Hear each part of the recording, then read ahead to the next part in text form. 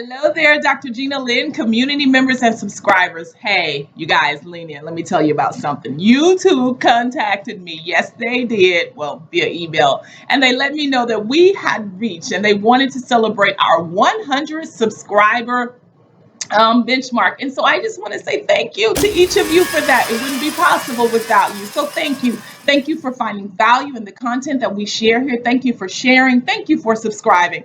And if you happen to just be watching today and you have not yet joined the DGL community, go ahead, subscribe, and continue to get great value out of the things that we offer here on the channel. With that being said, we're going to go ahead and jump into our So What Does That Look Like Bible study, where for the month of August, we will examine what does it look like to be somewhere between the shadow and the surely. Follow me on that. What does it look like to be somewhere between the shadow and the surely?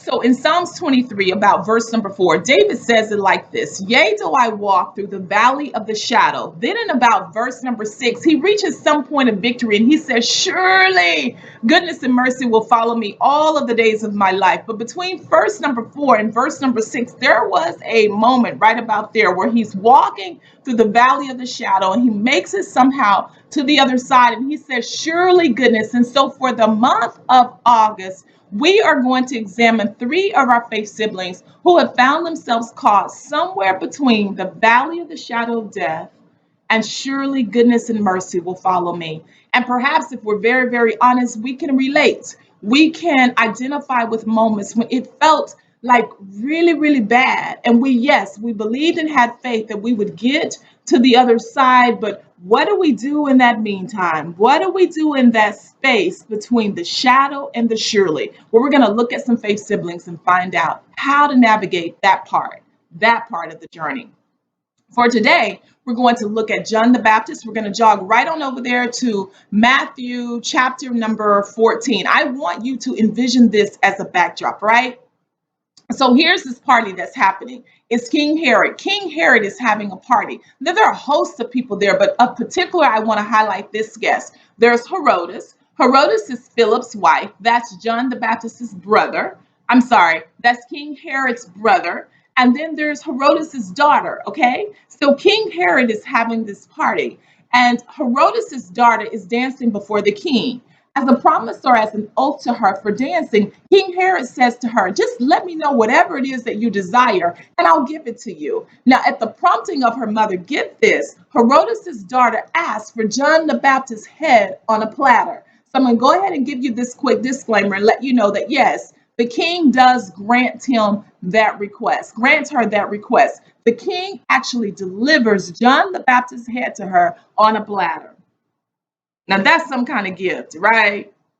That is some type of gift. Now, here's the backdrop to that. John the Baptist has a standard of holiness. John the Baptist has been preaching about righteousness and holiness, and he actually tells King Herod that it is wrong for you to be with Herodes, Philip, your brother's wife. So they're already angered. They're already revengeful. They're already plotting against John the Baptist. And in fact, King Herod has already put him in jail. So when the daughter asked for his head on a platter, that was right up King Herod's alley. He wanted to do that anyway.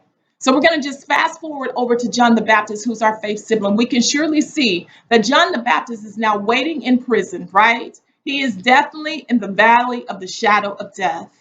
And he is believing for his surely goodness and mercy to come. But what does it look like for him to navigate that downtime, the part where he's in the prison? He's already there because he was simply trying to uphold a standard of righteousness. And then we're going to imagine what it would look like for him to begin to get the news and suspect that death is imminent for him. And then surely goodness and mercy by faith, that's supposed to happen. What can we learn about how John the Baptist navigated that path? So here we go. For those of you who are turning with me, we're going to go ahead and go to Matthew chapter 11. And for those of you who are listening in, no worries as you drive or just kind of have an earplug tucked away as you're working, no worries. I'll loop you into the text. And so here's what begins to happen in Matthew chapter 11. Again, as this backdrop, it's John the Baptist. John the Baptist is in prison. John the Baptist, though, is the same John the Baptist who leaped in his mother's room when Mary, the mother of Jesus, entered. Jesus had not even been born yet, but John the Baptist leaped in Elizabeth's womb at the recognition of the Savior of the world being in the womb of his mother. John the Baptist is the one who was crying in the wilderness, "Prepare ye the way of the Lord." John the Baptist is the one who prophesied. He's the one who baptized Jesus. He's the one who said, "Whose shoes I am not worthy to tie." He is the one who saw the dove descend and land on the shoulder of Jesus, and he heard when God said, "This is my son in whom I am well pleased." Why do I highlight those things? Because this is the same John the Baptist in Matthew chapter 11 who sends an inquiry to Jesus.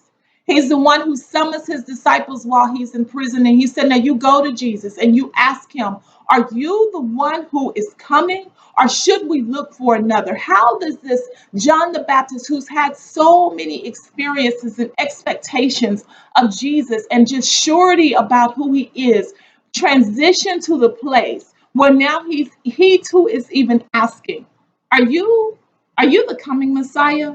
Or should I be waiting on another? So here's this relatable moment. John the Baptist, again, he is in prison. So you guys, you can just imagine, like from what we've either experienced, what we've either heard, what we've either seen in movies, whatever there is, like there's a bit of a pattern and a routine to being in prison. So John the Baptist is in prison and he knows the pattern and he knows the routine of his circumstances. So it doesn't probably escape John the Baptist that things are beginning to shift. And he knows the regulation of his experiences and routines, but he hears the rumor and the talk. He can probably sense that something's different is even beginning to happen with him. Perhaps they've moved him to a different cell. Perhaps they've asked him about his last meal request. Whatever that is, John the Baptist knew that his ending was near. He knew that surely goodness and mercy, that sure victory, that deliverance, it did not appear that it was coming for him. And John the Baptist, of course, is not at the party. He does not know that his head has been requested by a platter, but perhaps the servants who worked in the area, perhaps the butler or the wine pourer or the baker, whoever those people are who intermix perhaps with people who have some sense of goings and comings in the prison, sent those rumors and word before him. Whatever it is, during this moment, shortly after that timing, John the Baptist sends an inquiry to Jesus and he says, "Are you coming? Or should I be waiting on another? Are you for real the Christ? Or should I be waiting on another answer? Should I be waiting on another resolution?" And perhaps that could have even been couched in this sense of, because the only reason that I'm in prison, the only reason that I'm being tortured, the only reason that I'm being fought against, the only reason that I am experiencing these troubles is because I tried to take a stand for what was right, because I tried to speak up for holiness, because I've angered some people who willfully sin against you, but it appears as if they are prospering. So you can pause and relate. And anybody who's been on this Christian journey any period of time can perhaps relate to this sense, this notion that when you've been trying to do what's right, seemingly observing things beginning to worsen in your own life, while for those who are going against what you know to be godly principles, whether they're cheating or lying or being unfaithful or just behaving in in sorts of ways, they seem to be prospering. So that's John the Baptist's circumstance. He's like, all I was doing was trying to preach about you and your coming, of making the world aware that you are the Messiah. And now I'm in prison and I'm just kind of wondering, are you really the one? Or should I be reaching for another? I've watched and heard of you helping and delivering other people, but now I'm in prison. I'm on death row, and it doesn't appear that your help is coming for me. I'm in the valley of the shadow of death, and I'm hoping to make it to the surely, but it doesn't seem quite promising. So that's his scenario. We can probably just entertain our own thoughts of what his emotions would have been. Perhaps loneliness or anxiety or worry or burnout, even just wondering if it was worth it all. And therein, Jesus does this thing in Matthew chapter 11. Verses number 4, 5, and 6. Jesus answers and he says to the disciples who have come with the inquiry for John, he says, verse number 4, go and tell John the things which you hear and you see. Let John know that the blind see and the lame walk, the lepers are cleansed and the deaf hear, the dead are raised up, and the poor have the gospel preached to them. Tell John these things, and then say, blessed is he who is not offended because of me. Tell John, the blind see and the lame walk, the lepers are cleansed and the deaf hear, the dead are raised up, and the poor have the gospel preached to them. And then tell John, don't be offended because of me. So what does it look like when you're caught somewhere between the shadow of death and the surely? How do you navigate that space when what you are experiencing surely is bringing death to you? Perhaps, if not physical death, is bringing death in your emotions, is bringing death in your physical well-being, is bringing death in your finances, is bringing death to some of your relationships. It could seemingly be bringing death to your joy or happiness. It can bring death to your mountaintop experiences, and you're still believing God for the surely goodness and mercy, for that part that feels and looks like victory. How do we navigate the space that's in between? In our practical sense, it's when we've started some business ventures, when we're believing for an unsaved loved one, when we're believing for a relationship, when we're believing something as it relates to an illness, perhaps believing something as it relates to our children, and what we're experiencing doesn't look the most promising. We keep trying to hold on for a particular date or a particular time when things are supposed to get better. But how do we navigate that meantime? Well, here's what I can get as three quick nuggets from John the Baptist. See, here's number one. Remember this. John the Baptist said, let me gather my disciples and let me send them to who? Who did he say he wanted to send them to? He said, I'm going to send them to Jesus. So here's my nugget number one. When you are navigating between the shadow and the surely, reach for your tried and true source. See, I love this. John the Baptist, by no uncertain terms, was in a low place. John the Baptist was indeed worried and anxious and a bit worrying and reaching for some answers. But get this, he never allowed his reaching to go beyond what he knew had been his tried and true source. In the midst of his questioning and inquiry, even about Jesus, he took those inquiries to Jesus.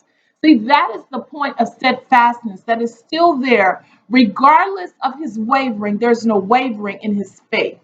He recognizes who his trust is in. And so, you guys, I have to say this because sometimes on this journey, we have some hardcore emotions. We have some circumstances and some moments, some really low moments that can cause us to waver and to wonder. And people can almost cause you, or even our own thoughts can almost cause us to feel some sense of guilt or some sense of ugh about having those inquiries. But I want you to know that God is not intimidated by our questions. God is not overwhelmed by our inquiries. God is not moved by our sense of wanting to have a better understanding. As long as we reach for our source in our searchings, in our inquiries, in our doubts, in our moments of anxiety and fear, as long as we put boundaries around who we will reach for as our source, that is not the time, as I've said before in the previous Bible study, to try a new faith or to try a new God. But I also want you to know that it is okay to reach for the source, your tried and true source, and to lay all questions, all inquiries, all musings, all doubts, all worry, all of it, cast it all before Him. He can handle it. So that's what John the Baptist does. He's having his moments, true enough. But in the midst of that, John the Baptist said, disciples, come here. I got a few questions. I got a few things I need to ask. I need to inquire about. But I want you to go to Jesus, to ask Jesus about Jesus. So I would encourage us to do that. Reach for our source. Instead of running from our source, reach for our source, knowing that He is well able, that He welcomes and He invites our inquiries to come straight and directly to Him. Our tip number 2 is found in Jesus' simple response to John the Baptist. Jesus answers and tells the disciples, "Go and tell John the Baptist this. Tell them that the blind see and the lame walk. Tell them that the lepers are cleansed and the deaf hear. Tell them that the dead are raised up and the poor, they have the gospel preached to them." Therein lies tip number 2. Remember your reasons. See, the whole reason that John the Baptist was out in the wilderness saying, "Prepare you the way of the Lord," the whole reason that John the Baptist wanted the world to know that the Messiah, that the Savior was coming, was for these specific things to occur. So Jesus wanted to remind him of his reasons, of the reason why he was even suffering for the sake of the gospel. He wanted to remind him that the very things that he had believed for, the blind seeing and the lame walking and the lepers being cleansed and the deaf hearing and the dead rising and the poor having the gospel preached to him, to them, these were his reasons. So that would be our tip number 2. As you are navigating the space between the shadow and the surely, going through some pretty low times, some stuff that seems to perhaps knock the very wind out of you, the stuff that seems to sap all of your strength and energy, when you know that you're on the right course, that this is where you're supposed to be, but it's not easy, it's not a cakewalk, then Jesus gives us tip number 2 in his answer. He says, remember your reasons. If you find yourself working all night long, or you find yourself praying way in the wee mornings of the night, or you find yourself sitting with someone, or you find yourself studying, going over and rehearsing God's word, you find yourself laboring over a child, or you find yourself believing in spite of as it relates to an illness, Jesus says to John the Baptist, remember your reasons. So we can take that as our same guidance as we navigate the path. We have to cause ourselves to remember our reasons. And sometimes we have to do that in very practical, tangible ways. Whether we write a journal to ourselves, like, this is why I'm doing this. If we write a post-it and put it on in our faces. Some people create vision boards. So in spite of the journey, they can always remember their end goal and what they're going for. But whatever it is for you, I encourage you to remember your reasons, to remember that you counted them worthy of the suffering of this particular part of the journey. And as you navigate that journey, keep them before you, always desiring that these reasons that you embarked upon, whatever this thing is, that they are well worth it, and that you surely goodness and mercy will be on the other side of it. And then here's our last one. It's a really quick one. Jesus says to his disciples and tell him, please don't be offended because of me. The fact that Jesus gives instructions and tells John the Baptist, don't be offended, it means that you have opportunity to be offended, but you can choose not to be. So here's what I would say is tip number 3. Regulate your emotions. Regulate your emotions. I'm going to pause right there. Let us think about that. Regulate your emotions. So, in regulating our emotions, what does that actually look like?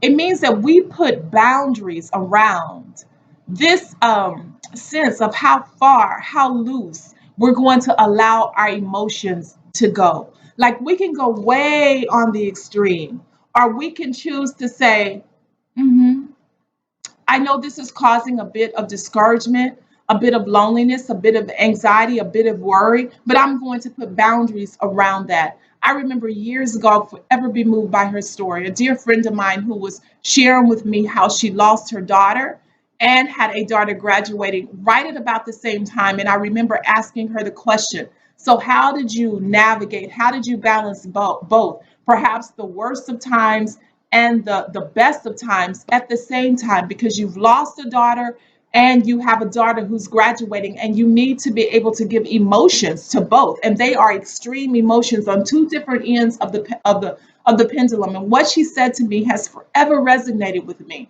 She said, I made a choice, and I said both daughters are deserving of my best self. This daughter that I lost to cancer, she is deserving of my grief. This daughter who is graduating, she is deserving of my celebration. So I have to choose to give each the emotion that they are deserving of. I said, choose. She said, yes. I had to make a choice to allow myself to be really sad over here. She said, and then I had to pull myself together and give myself permission to be really happy over here.